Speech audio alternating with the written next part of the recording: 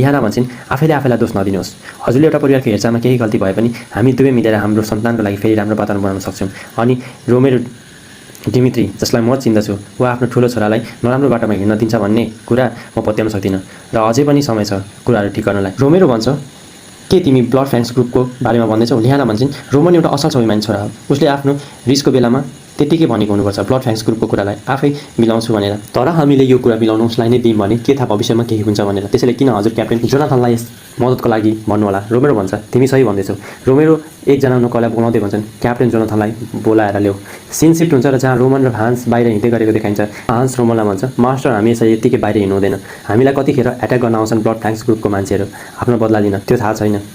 हामी फर्केर जानुपर्छ। रोमन भन्छन् हान्स तिमीलाई के लाग्छ ती ब्लड फ्याङ्क्स ग्रुपलाई त्यस्तो कार्य गर्न कहाँबाट आँटाउँदैछ? त्यस्तो कार्य गर्नलाई उनीहरूलाई कहाँबाट मिल्यो? हान्स भन्छ म पुरै सही त छैन। रोमन हान्सको कुरा बिचमा काट्दै भन्छ ब्लड फ्याङ्क्सलाई त्यस्तो शक्ति त्यतिखेर मिल्यो जब उनीहरूले आफ्नो दुश्मनलाई बिना माया मार्न थाले, जसले गर्दा अरूको मनमा एउटा डरलाई सिर्जना गरे। हान्स भन्छ त्यही पनि उनीहरू नै खतरनाक छैनन् त? रोमन भन्छ हो खतरनाक छन् उनीहरू तबसम्म जबसम्म उनीहरूले मलाई डर देखाउन सक्छन्।